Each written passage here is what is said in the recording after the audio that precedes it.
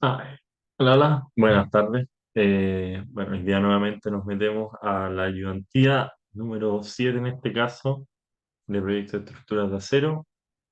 Hoy día vamos a ver dos cosas distintas. Vamos a separar en dos la ayudantía. Primero vamos a ver eh, algunos ejercicios y luego vamos a ir viendo una norma, unas guías de diseño que son bien prácticas y ayudan bastante para el diseño de conexiones. ¿Ya? Entonces, para meternos primero con los problemas, ¿ya? Vamos a ver eh, algunos problemas de todo tipo. Primero vamos a partir con un problema de diseño de compresión de una columna esbelta, ¿ya? Entonces, ¿qué es lo que tenemos? Tenemos que buscar el factor de desviación en la resistencia a compresión de este elemento presentado. Es un perfil HN 50 por 167, o sea, bien grueso, tiene alta cantidad de acero. Vamos a utilizar un acero 572 grados 65, que tiene un FI igual a 4,57, ¿ya? Para esto, lo primero que tenemos que hacer es obtener las propiedades geométricas, ¿ya? Como así son la altura, o sea, menos las alas, el área, la inercia en el eje fuerte, en el eje débil, las propiedades rotacionales y torsionales, ¿ya? Luego de obtener esto, tenemos que irnos bueno, definimos las cargas y revisamos las esbelteces, ¿ya? En este caso tenemos las esbeltez de las planchas de las alas y la del alma, que es atiesado y sin atiesar.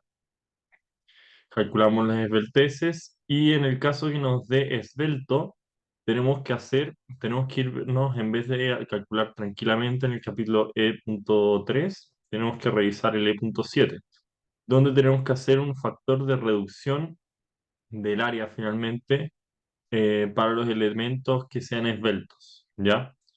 En este caso, para el elemento atiesado, o sea, el alma, la ecuación, al fin y al cabo, tenemos que utilizar dos cosas. Tenemos que revisar esta propiedad si es que logra disminuir un poco la altura efectiva, o si no, nos quedamos con el H normal, lo habíamos definido más arriba en este otro punto, ¿ya? En este caso, sí se reduce un poco la altura, ¿ya? Porque si después dividimos finalmente eh, si dividimos finalmente el área efectiva para la parte atizada, vemos que es menor, porque llegamos a un 98% finalmente del área atizada, ¿ya? Respecto a esto. Para el factor de reducción de los elementos no atizados, dígase las alas, tenemos que revisar si es que el lambda sub f es menor que un valor crítico. Ahí tenemos que hacer una reducción de esbeltez. O sea, tenemos que utilizar o este valor o el otro valor, ¿ya? Y esto finalmente nos va a ir dando, o sea, nos da otra relación también de área partido en área efectiva, ¿ya? Después de esto eh, tenemos que multiplicar ambas y con eso después tenemos una nueva forma de tener una nueva esbeltez global, ¿ya? O sea, para eso después calculamos las propiedades, o sea, ahora con estos nuevos valores que los vamos a utilizar, los vamos a ir metiendo acá en la fórmula, para la resistencia especialmente, tenemos que ir insertando. Para eso ya, ¿cómo lo hacemos? Vemos las distintas tensiones de pandeo para el eje fuerte, o sea, para el eje fuerte y para el eje débil, para el eje cero también, torsional. Y con eso calculamos nos quedamos con la menor de las tres. En este caso es la del eje fuerte, en el eje X, ¿ya? Después de esto tenemos que calcular la resistencia. Tenemos que ir viendo si es que al fin y al cabo, si es que esto falla por un pandeo elástico o plástico. Y depende de eso tenemos que utilizar una u otra ecuación. En este caso nos quedamos con la ecuación de arriba, que nos da una resistencia, finalmente un F crítico de 1,29 toneladas partido en centímetro cuadrado. Después de esto simplemente hay que multiplicar por el área y obtenemos así la resistencia final, ¿ya? Después de eso tenemos que ir revisando si es que cumple esta resistencia final, cumple con la carga que le impusimos, que va a ser 150 toneladas, y en este caso termina cumpliendo, donde 150 al 165 nos da un factor de utilización del 0,85%, o sea, del 85%. Ok, vamos ahora a ver un ejercicio a flexión, donde nos piden, para este caso, estudiar la siguiente viga desde el punto de vista de su comportamiento flexural, ¿ya? Para eso tenemos que empezar de una manera similar. Tenemos que recolectar los datos de las propiedades del material, las propiedades de la sección, donde tenemos la altura, la altura H, el área, la inercia en el eje fuerte, en el eje débil, rotacional y torsional, los módulos elásticos, los radios de giro y los módulos plásticos para cada uno de las direcciones, ¿ya? Después de esto, nos volvemos nuevamente a revisar las esbelteces de las planchas, ¿ya? Que en este caso tenemos para elementos atizados y elementos sin atizar. Ahí tenemos que utilizar otra tablita para que la tenemos acá ¿cómo se dice? Que la tenemos en la guía de diseño. Y si se fijan, hay dos como tablas que tenemos al principio para elementos en compresión, donde tenemos dos páginas. Y después tenemos para elementos en flexión, donde tenemos otras dos páginas, ¿ya? Donde tenemos en general acá, o sea, tenemos para elementos no atiezados, donde generalmente se habla de las alas, de los elementos, o simplemente otros elementos que no tengan atiesadores o que no permitan al final su libre pandeo. Y los elementos atiezados son los que tienen otras planchas entre medio, como pueden también ser perfiles tubulares, el alma de estos perfiles y otros más, ¿ya? También pueden ser planchas, o sea, elementos I, pero, o sea, I o HN que tengan plancha. Ok. Después de esto, tenemos que revisar si es que es esbelto o compacto. En este caso, ambos dos son compactos. Entonces, nos podemos meter en el capítulo de la norma en flexión y podemos revisar al final dentro de qué cae nuestro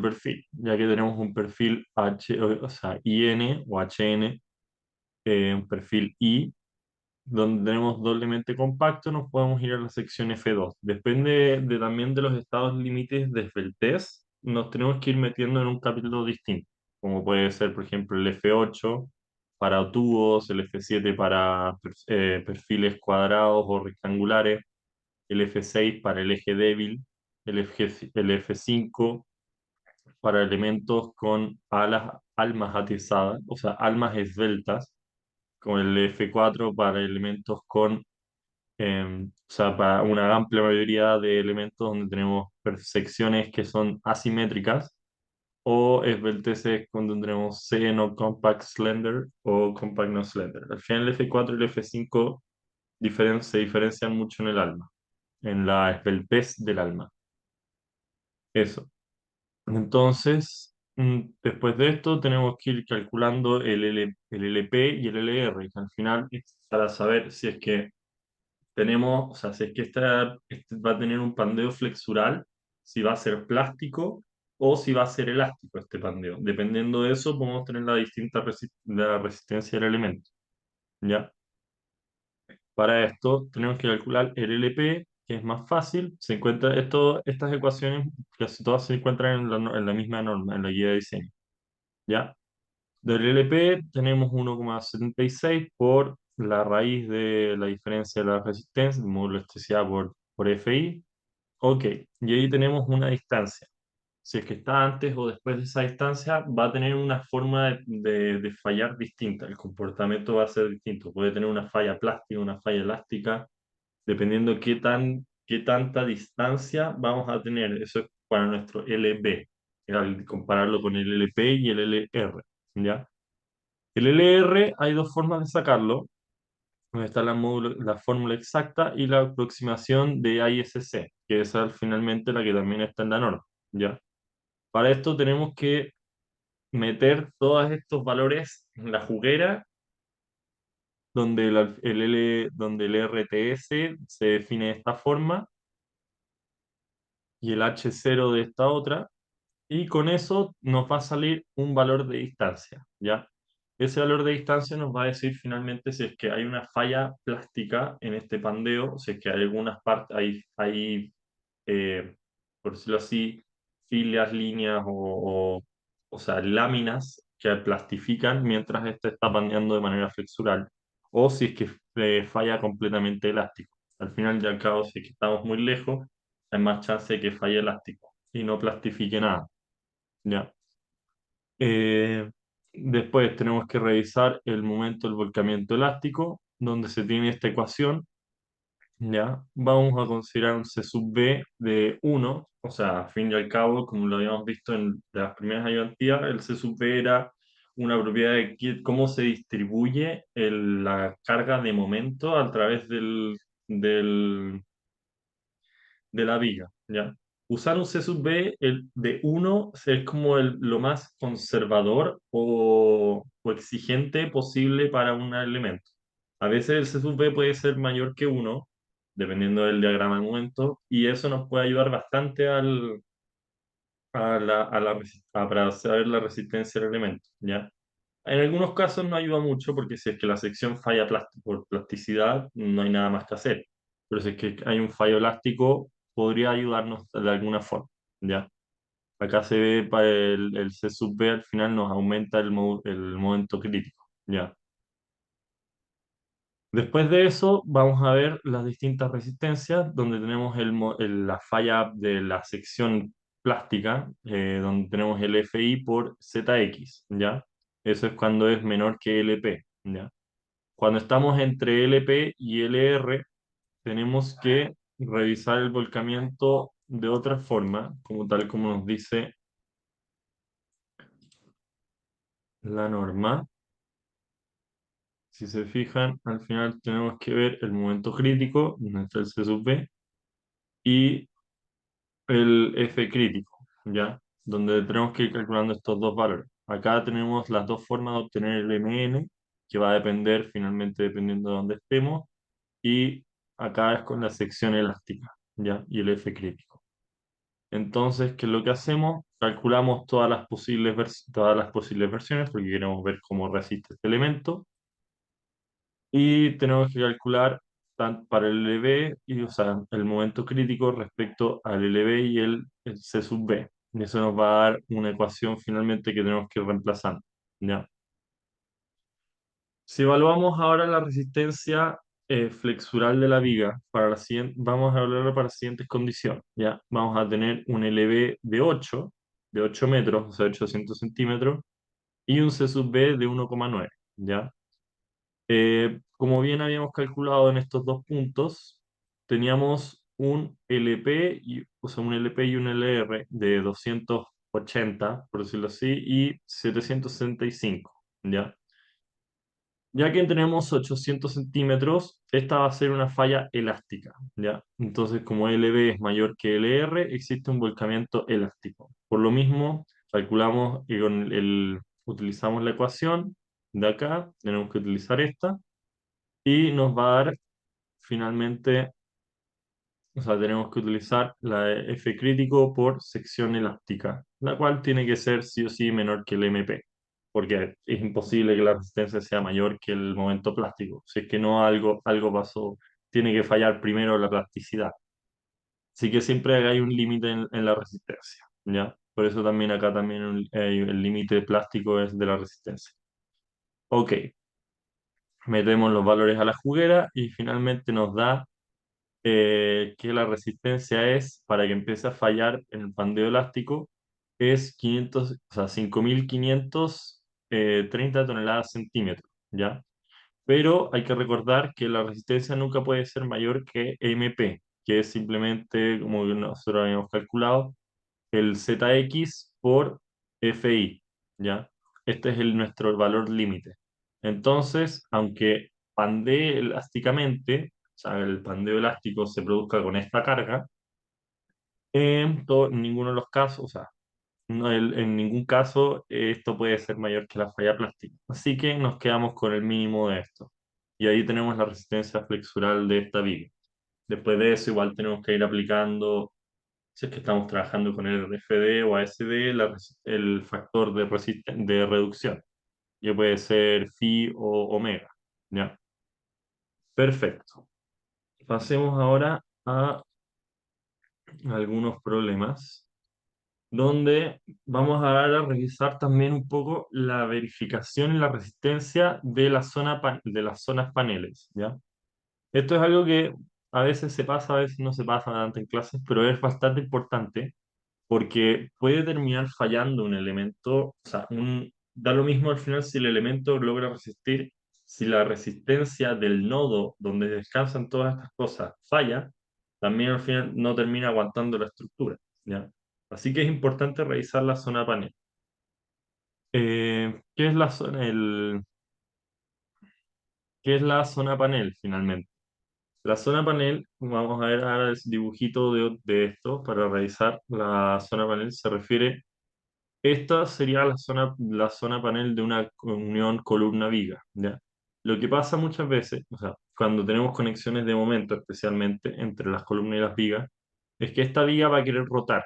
Al querer rotar, va a generar acá una carga de compresión y acá una carga de tracción. Y al querer girar, va a aplastar la parte de abajo y traccionar la parte de arriba, o al revés, dependiendo de qué lado estemos viendo para el caso, por ejemplo, de las cargas horizontales, porque ahí simplemente el elemento, o sea, lo que hace la estructura se quiere poner así. Entonces, por acá abajo, por acá arriba, y se termina sufriendo este elemento. Termina sufriendo la estructura o los ejes de las vigas. Como acá tenemos conexiones finalmente de momento, porque no tenemos riostras, es la única forma que nos queda para darle rigidez horizontal a la estructura. Tenemos que revisar finalmente si cumple esta zona panel, ¿ya? Tenemos que recordar que para el método del PD, el M máximo es igual al momento plástico máximo que puede entregar, ¿ya? Y el MA es lo mismo que el MP dividido por 1,5. Perfecto. ¿Cómo procedemos de esta forma?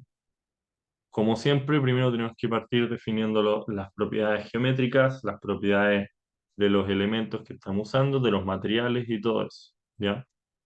Las solicitaciones ASD van a ser el momento plástico finalmente de esta viga dividido en 1,5, ¿ya? Entonces eso nos queda una carga de 3.233 toneladas centímetros, ¿ya?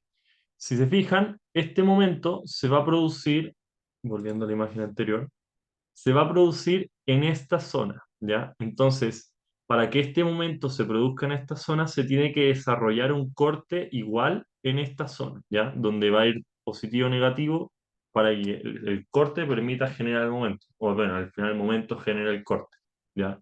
Entonces, lo que tenemos que hacer finalmente es para ver el corte generado va a ser el momento menos la altura trabajada en esa distancia, ¿ya?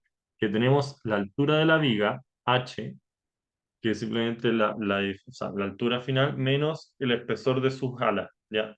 Un espesor de alas. Al final tomamos la mitad de una mitad de cada parte, ¿ya? Entonces, en esa parte, ya que el momento así, el corte atraviesa el plano de la columna de la misma forma, acá se hay que producir un corte en la columna que tenemos, ¿ya? Finalmente el corte es de 66 toneladas. Si se fijan, o sea, es un valor bien alto para el corte. Usualmente eso es lo que tiene que resistir un elemento en compresión. Así que son cortes bien altos. Veamos la resistencia entonces para este elemento. ¿Qué es lo que tenemos que hacer? Revisar el capítulo G en este caso, no, el FG, sí, el G, donde tenemos que revisar simplemente la ecuación para resistencia de corte es 0,6 por FI, el área del web, el C sub B, que muchas veces se toma igual a 1, y nos da que la resistencia finalmente es 37 toneladas, casi 38, ¿ya? ¿Qué pasa entonces? Bueno, también se puede aceptar a veces 1,5 para el lambda, dependiendo del caso. Si es que es, o sea, hay un caso específico donde se puede revisar, vamos a ver el tiro, para el diseño de corte, para las almas de miembros laminados de sección H con H partido en TW, donde se cumple esta restricción, se puede utilizar C sub B igual a 1 y un omega igual a 1,5 para la SD o un phi igual a 1 para el RFD, ¿ya? Esto al final es para miembros laminados de sección H. Podría cumplir sí o no, dependiendo si tenemos un perfil H con estas propiedades, ¿ya? A veces se cumple, a veces no. Pero vamos a considerar en este caso que no se cumple, ¿ya? Para irnos tranquilamente.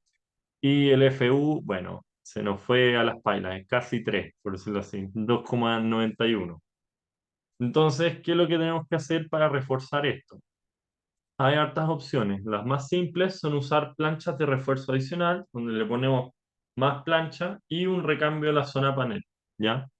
En este caso, vamos a utilizar, o sea, donde podemos ponerle planchas o poner más área en la zona panel, ¿ya? Para que haya al final más fierro y más capacidad de fluencia, ¿ya? ¿Qué es lo que vamos a hacer? Nos vamos a ir por la segunda, donde le vamos a poner una nueva alma de 2,4 centímetros de espesor, o sea, gruesa. Y hay que revisar simplemente cuál es nuestra área, que al final es la altura de nuestra columna, por el espesor. Tenemos 70 centímetros cuadrados para trabajar.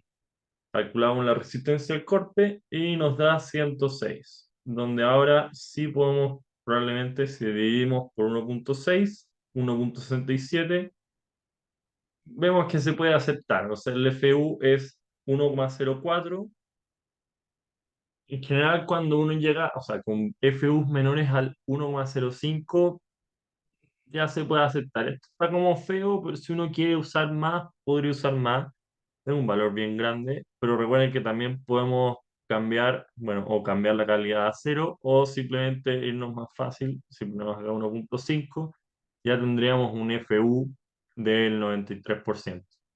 Dependiendo al final, bueno, al final las decisiones del diseñador son las que predominan si es que queremos ser como más conservadores o más arriesgados o tomar valores intermedios. Depende de nosotros si es que las consideraciones que tenemos para ver la resistencia finalmente del elemento. Porque podríamos perfectamente, bueno, considerar otro omega también como solución, ya que no nos quedamos conformes con esta factorización. Podemos buscar otra calidad de acero para estas planchas y ver cómo trabajan. Y así podemos tener hartas opciones. Pero una opción válida, aceptable, podría ser simplemente utilizar esto, usar un espesor mayor, ponerle más plancha para que haya más carne que trabaje y con eso solucionar. ¿Ya? Vamos a ver el último problema, que ya habíamos más o menos visto una imagen de esto. Tenemos que revisar, determinar si el detallamiento mostrado en la columna cumple. Tenemos atizadores de 14 milímetros y una zona panel que tiene 10 milímetros de espesor. Perfecto. Entonces, ¿qué tenemos? Tenemos acá una viga IN 30 por 44, ¿ya? Ok, asume que las soldaduras no fallan. Ok, la plancha de zona panel se extiende 15 centímetros más allá de los atizadores, ¿ya? Asume que las columnas se encuentran atizadas en todo su ancho. Perfecto. ¿Cómo procedemos? De la misma forma, al igual que siempre en los ejercicios, tenemos que obtener las propiedades geométricas y con eso obtenemos el módulo plástico. Con el módulo plástico vemos la falla plástica, nos quedamos en ASD, así que tenemos que dividir en 1,5. Vemos el corte, ok, nos pasamos a un corte de 40 toneladas y revisamos.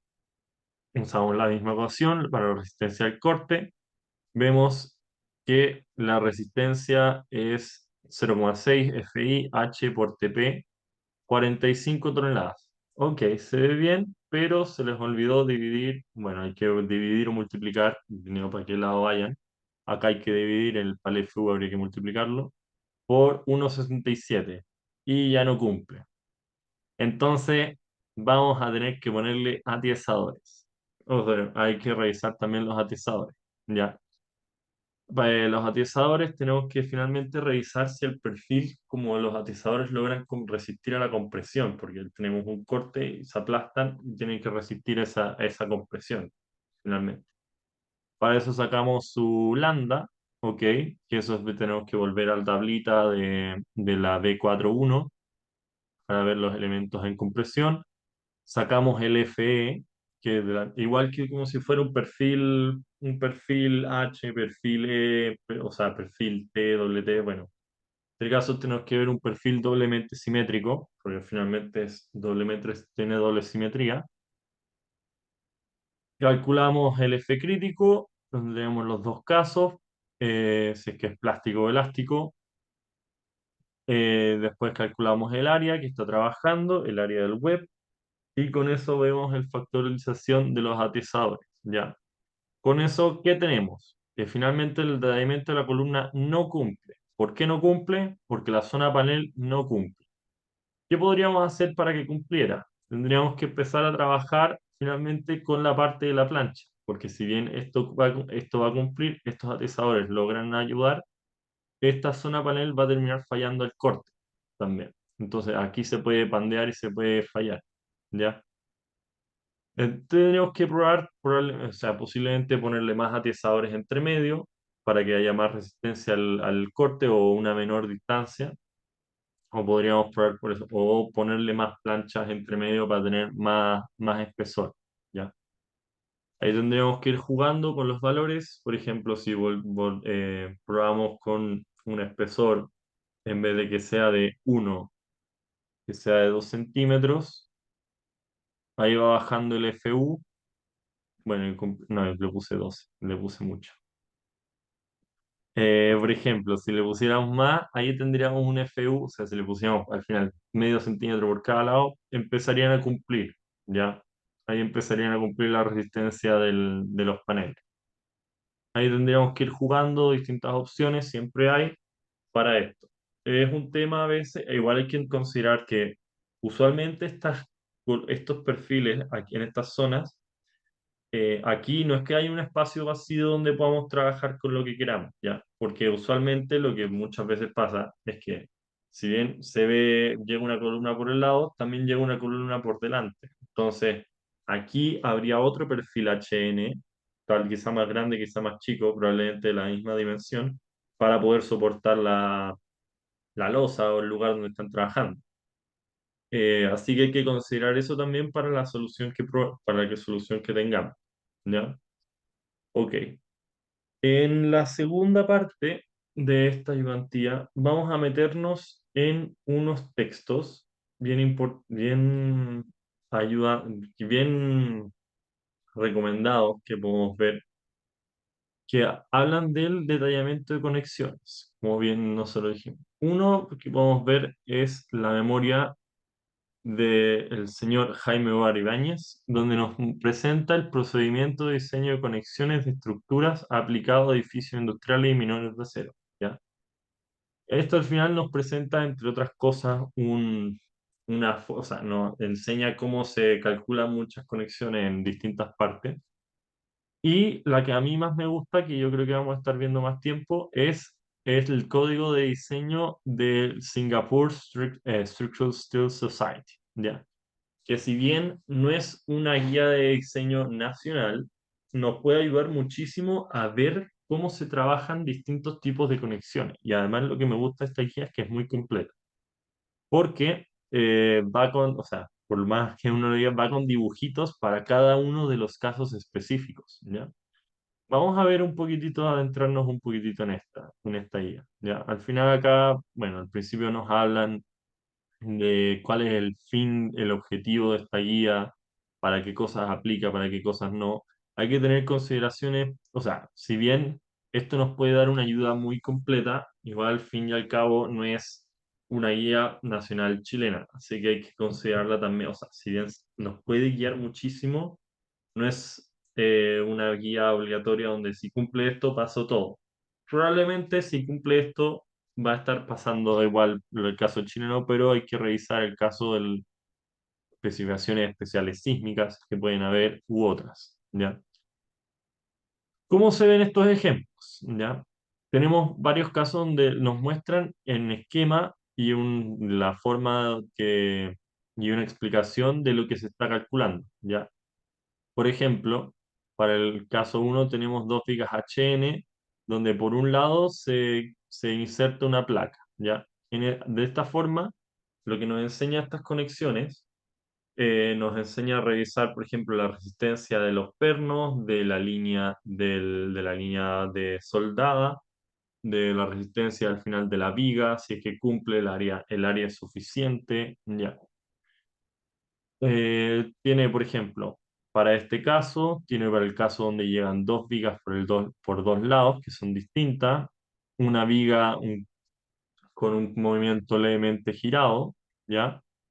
Vigas del mismo tamaño, conectadas o sea, double thin plates conectadas por ambos lados.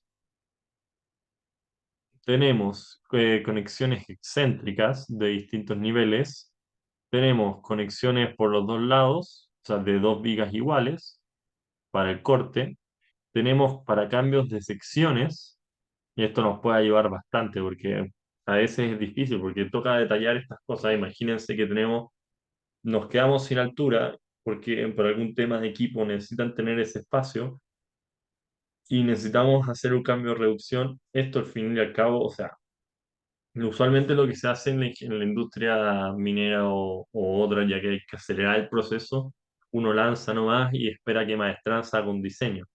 Pero estas conexiones que son más especiales, a veces, o sea, toca y bueno, responsabilidad finalmente del diseñador o el ingeniero estructural que haga el cálculo de verificación de estas. De todas formas, si cuando llegan las conexiones hay que verificarlas. Entonces, esto al final nos permite ir viendo los distintos estados de motivos o estados de falla para estas conexiones, para entonces saber cómo ir cambiando y alterando cómo ir variando o modificando o qué valores tomar para el diseño de nuestros perfiles, ¿ya? Nos vamos a meter también con un ejemplo, después de ver todo esta sinfín porque tiene varios ejemplos. Tiene para conexiones para columnas tubulares, que no son tan fáciles de hacer, no son tan comunes, pero tampoco es como que uno no viene saliendo de la universidad sabiendo estas cosas, entonces esto sí que nos puede ayudar bastante.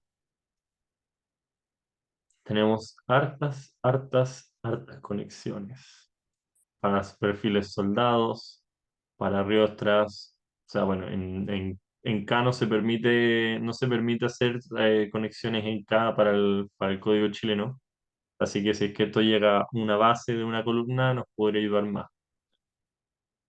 También conexiones L-bolt, o sea, estas conexiones de los pernos que se van para el lado, y vertical holding bolt. Ya, tenemos más cambios de secciones, nos pueden ayudar bastante. Aquí nos dicen cómo trabaja al final y nos vamos a ir al primer ejemplo, donde vamos a ver cómo funciona esto. No nos vamos a ver tanto los números, pero cuáles son los estados de falla. ¿Ya? Primero lo que hacen, como siempre, es calcular algunas propiedades geométricas o bueno, tiene las propiedades. Analizan primero el corte en un solo perno. Perfecto, estamos bien. Después analizan la línea de pernos. Bien. Después ven la resistencia del perno en la placa conectada. ¿Ya? Para eso o sea, revisan las propiedades o sea, aquí me perdí. Revisan las resistencias del perno, las placas, las planchas, los diámetros, todas las propiedades que hay que utilizar, que también están muchas veces en nuestras guías de diseño, que tenemos, bueno, nosotros también tenemos ¿dónde está? Ay, me salí del formulario, pero bueno, también tenemos en nuestro formulario las distintas propiedades para cálculo de conexión, ¿ya? Pero esto también va, por eso va haciendo el cálculo, va viendo la resistencia también en el ball bearing, al final la resistencia el de los pernos sobre la placa de la viga a la que se conecta, porque también hay que revisar la plancha y la viga a la que se conecta. Perfecto. Vamos revisando también. Después la soldadura faltó. Me perdí, me salpé la soldadura. No la caché. Pero la iba revisando. Ah, aquí seguía. Sí, seguía. Acaba revisando los planos de corte, donde tenemos el área efectiva, el área de afluencia, o sea, la afluencia del área bruta o la ruptura del área efectiva. Tenemos que ir calculando el área neta, todas estas cosas. Los bloques de corte, que esto muchas veces lo que termina rigiendo el diseño, o sea, usualmente es lo más crítico para resistencia de una conexión. ¿Ya? Revisan opción uno, el arrancamiento de la sección, o sea, cuando cuando hay excentricidad, van viendo todas las opciones. ¿Qué más nos queda? Beam Shear Web Resistance, o sea, la resistencia de corte, que eso ya lo calculamos. Nosotros tenemos nuestras propias ecuaciones para eso, ¿ya? Entonces ahí tenemos que ir calculando nuestras opciones, ¿ya?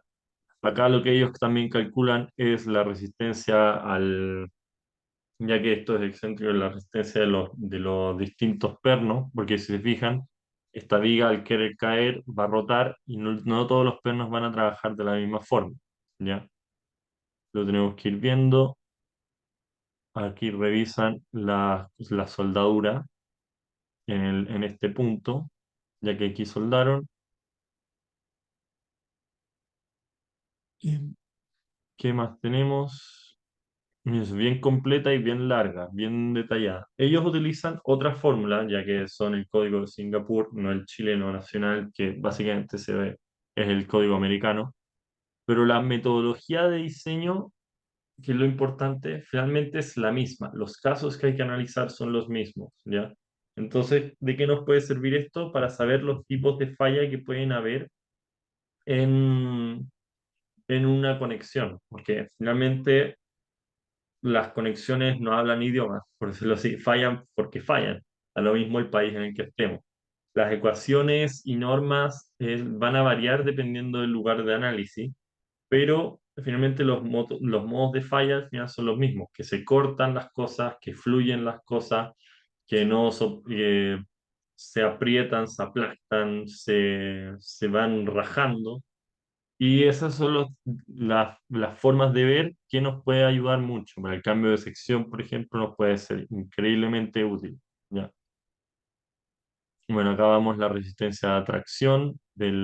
Antes estábamos viendo la del corte, ahora vamos a ver la de tracción. Seguimos viendo el corte de la otra zona. Es bien larga, la verdad, este elemento. O sea, la guía, para un solo caso. Ahora vamos al segundo ejemplo. Y ahí sigue avanzando para nuevamente revisan todos los estados de falla. En este caso, ya que teníamos dos, tenemos que revisar por los dos lados, tenemos que revisar si el alma cumple. Siempre pueden haber casos que se nos pueden ir olvidando. Así que esto nos puede ayudar muchísimo para la resistencia, para calcular y ver los casos de falla. ¿Ya? La memoria de este señor finalmente nos va contando un poco sobre qué es lo que es la colección de diseño, ¿ya? Como vemos acá en el esquema general de un diseño estructural típico. O sea, también nos va hablando de varias cosas, al final, cómo se diseña de una estructura, cómo se diseña el distinto elemento y se va metiendo después en la parte de conexiones, que como bien habíamos dicho, estas conexiones muchas veces o sea, se mandan a maestranza, ya que no hay mucho tiempo y estos procesos son, ojalá lo más rápido posible, porque tiene que ser para mañana, hay que empezar a producir hoy día, hay mucha plata de por medio, entonces lo ideal siempre es acelerar el proceso. ¿Cómo es el esquema general de un diseño estructural típico? Entonces, vamos viendo. Primero tenemos un diseño multidisciplinario y una estructuración, ¿ya? De eso va a ir saliendo una modelación donde tenemos diseños preliminares de los perfiles, conexiones de elementos, materiales, condiciones de apoyo, solicitaciones y la mecánica de suelo. Todas estas cosas las modelamos para tener un análisis de la estructura, usualmente lineal estático, sísmico, y con eso vamos verificando los perfiles, ¿ya? El caso de la estructura, bueno, tanto estático como sísmico, usualmente se utiliza más el sísmico, que al final con la modelación de espectros utilizamos esto y el espectro de referencia, el espectro de diseño, y con eso, bueno, las combinaciones de carga, obtenemos resultados para distintos perfiles, ¿ya? Con eso finalmente tenemos que ir iterando constantemente hasta que finalmente todo va cumpliendo, ¿ya? Que entonces tenemos, bueno, nos enseña, por ejemplo, lo que es distintas conexiones, una conexión rotulada, una conexión de momento o continuidad, como pueden ser acá, se sueldan en las esquinas, lo que, o sea, finalmente, para los elementos, ¿por qué hay como esas dos conexiones y por qué se diferencian tanto? La conexión de momento permite finalmente no solo traspasar corte, o sea, los desplazamientos verticales, sino que también el giro, ¿ya? Esto podría ayudar a la resistencia de los perfiles debido a que al tener una conexión de momento hay más resistencia y menos desplazamientos, debido a que el perfil trabaja más, ¿ya? Pero esto le entrega más cargas, por ejemplo, que en el momento, ¿ya? Que puede perjudicar mucho al perfil. Hay que ir siempre viendo. Usualmente las conexiones, en la mayoría de los casos, son rotuladas o de corte, donde simplemente se conecta el alma y las otras dos partes se dejan ahí volando al aire, ¿ya? Si queremos hacer conexiones de momento para perfiles IN o HN, tenemos que soldar o unir también los extremos con donde están pasando cargas de tracción y compresión, ¿ya? Aquí por eso están soldando por ambos lados, el alma y las alas. Además le meten atizadores para asegurarse que la zona panel no falle, ya que tenemos este momento plástico que habíamos calculado en los ejercicios anteriores, ¿ya? También tenemos para las conexiones rotuladas, o sea, en los apoyos de las columnas, cuando tenemos riostra, y así vamos teniendo, bueno, en la memoria nos van explicando también varias cosas, distintas estructuraciones, conexiones, o sea, para marcos arrastrados en cruz, en chevron, también a veces existen en B no invertida. No tiene mucho sentido también arrastrar con B, por decirlo así, B normal. Se suele hacer más B invertida porque usualmente cuando se utiliza la B invertida es porque algo tiene que pasar. Y cuando algo tiene que pasar, usualmente pasa más cerca de donde están las vigas, sean personas, sean máquinas, sean distintas mecánicos, maquinaria, equipo. Usualmente todo se apoya en el suelo, ya sea el nivel de la viga o del piso. Por ejemplo, si pasa una correa, que es bien grande, o una estructura, sí, o una máquina, una cinta transportadora, no, a veces no se pueden utilizar arrastramientos en X y tenemos que ir por marcos arrastrados.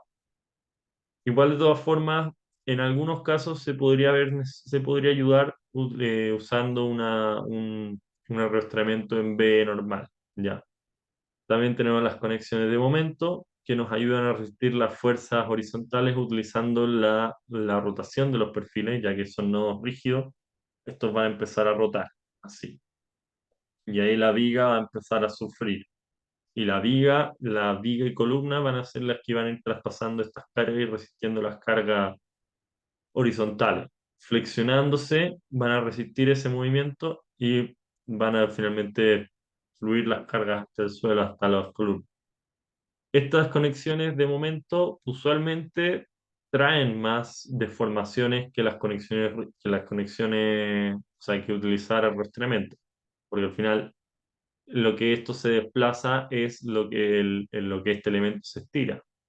En cambio, lo que esto se desplaza es finalmente la deflexión que tiene el elemento. Hay muchas más facilidades para flectar un elemento que otro. Pruébenlo con una regla. Es más fácil doblar una regla para abajo que tener que estirarla. Es mucho la diferencia. Entonces, seguimos viendo más estructuraciones. Aquí puede haber algo más importante, donde se ven la resistencia para las conexiones, ¿ya?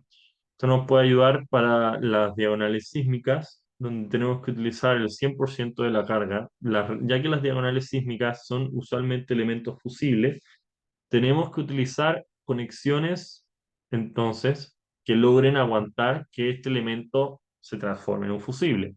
Porque al final, ¿cuál es el problema? Que a veces pasa incluso la conexión, si falla antes que la diagonal no logró funcionar como fusible. Y si falló la diagonal sin ser fusible, la estructura entera al final puede terminar siendo perjudicar, o sea, se puede perjudicar de una manera mucho más grande. Porque uno cuando lo que hace es cuando calcula estas cosas, uno calcula como suponiendo que estos elementos van a estar en fluencia, con la fluencia esperada, como podemos ver como habíamos visto de la norma 2369, ¿ya? Y uno con eso transforma o diseña o sea, uno diseña la viga puntal, tanto para chevrones como para X, ¿ya? Tenemos que ir viendo las conexiones, o sea, por eso. Y esta guía nos enseña distintas, por ejemplo, en esta parte nos enseña distintas resistencias que tenemos que ir tomando para la, para la carga que vamos a tener a considerar para la conexión. ¿Ya? ¿Qué tenemos más para ver importante? Nos enseña también un poco el detallamiento utilizado para continuidades de viga, lo cual a veces pasa porque tenemos las vigas son de 6 o 12 metros. A veces necesitamos más espacio o sea, más distancia. Y para eso simplemente tenemos que conectar vigas y hacer empalmes. ¿Ya? Em, en general va hablando también bueno, va describiendo distintas conexiones hasta que nos pasemos al capítulo, a ver si no me paso. Bueno, va explicando de todas formas cómo se calculan las conexiones y de todas las otras cosas. Eh, Va viendo las distintas verificaciones que hay que hacer de la misma forma, al igual que el design codes del Singapur. Vas viendo también acá los estados límites debido a por eso, los de los pernos, de las cárvigas para corte en los pernos, los estados límites del aplastamiento, las distintas conexiones que ya hemos visto. También algo que pueden revisar en la guía, o sea, que yo les puedo recomendar mucho para revisar es en el Canvas, bueno, como tienen la ayudantía, la guía de diseño o sea, ¿cómo se dice? El formulario de diseño para las conexiones. Eso también pueden ir bien. Si no, pueden buscar también la memoria de Jaime Ibáñez, que si no es gratuita. Si no me equivoco, tienen que escribir, busquen memoria de Jaime Ibáñez en internet y les va a aparecer. Básicamente dicen lo mismo, solo que acá se detallan, se detienen un poco más a ir explicando cada uno de estos motivos y estados de falla. ¿Ya? Entonces acá tenemos más de lo mismo para más conexiones, para más procedimientos, para distintos tipos de conexiones y la bibliografía y anexos para algunas conexiones. Vemos acá algunos detalles, distintos ejemplos. Las guías, la verdad, son bien largas, pero igual les recomiendo echar una ojeada. Personalmente a mí me gusta más esta. Esto es un poco más para entender. O sea, ver las fórmulas no serviría tanto, porque al final son ecuaciones que vienen de otra normativa, pero serviría mucho para entender cuáles son los motivos de falla. Acá tenemos más ecuaciones más de normativa nacional, entonces nos puede ayudar mucho. Pero si se fijan, a las dos hablan más o menos de las mismas cosas, ¿ya? Así que fuertemente recomendado ver conexiones porque es algo que no se suele ver mucho, especial, tampoco ni siquiera en las oficinas, porque muchas veces los mandáis a maestranza y te desentendí.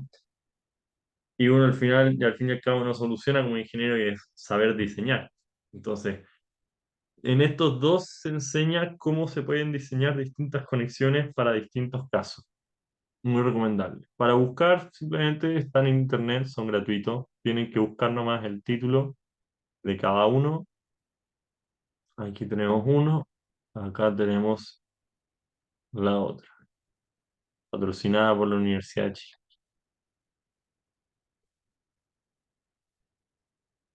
Y con esa información al final uno puede encontrar en Google estas memorias y se encuentra sin ningún problema.